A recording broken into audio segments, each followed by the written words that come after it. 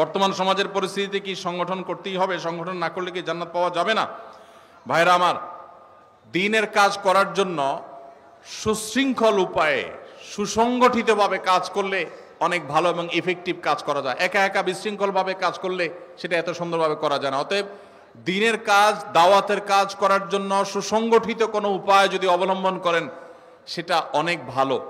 কিন্তু সেই সুসংগঠিত উপায় অবলম্বন করতে গিয়ে ওইটাকেই যদি আবার দ্বীনের এমন অংশ বানিয়ে নেন যে এটার বাইরে যা আছে সেগুলোকে আপনি ডিসকারেজ করা শুরু করে দেন, ইসলাম থেকে খারেজ করা শুরু করে দেন, তখন সেটা কিন্তু বাড়াবাড়ি হবে এবং গোমরাহি হবে।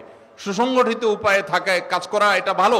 এই জন্য আপনি কোনো সংগঠনের অধীনে থেকে, কোনো চেইনের অধীনে থেকে আপনি দাওয়াতি কাজ করলে সেটা প্রশংসনীয়, অবশ্যই দোষণীয় না। একাকী করার চাইতে সেটা অনেক বেশি ফলপ্রসূ হয়।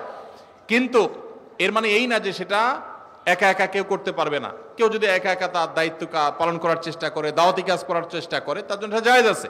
কিন্তু একই কাজ যদি আরো সুসংহত উপায়ে, আরো সুন্দর উপায়ে, সুশৃঙ্খল উপায়ে করার সুযোগ থাকে, সেটা অবশ্যই কেউ করতে পারে। কিন্তু এটাকে কেউ ফরজ বলার এখতিয়ার রাখে না। বিশেষ করে বহু সংগঠন আছে, সেবামূলক সংগঠন আছে, দাওয়ামূলক সংগঠন আছে, নানামুখী সংগঠন আছে। এই কোন সংগঠনের কোন বিশেষ সংগঠন এটা করতে হবে আপনাকে এরকম কোনো বাধ্যবাধকতা কোন হাদিসের আলোকে ফরজ বা ওয়াজিব নির্দিষ্ট কোনো সংগঠন সম্পর্কে বলতে পারবে না। তবে হ্যাঁ, সুসংগঠিতভাবে সুশৃঙ্খলভাবে দাওয়াতি কাজ করা সেটা অনেক বেশি ইফেক্টিভ। সেই জায়গা থেকে আমাদের করার চেষ্টা করা দরকার।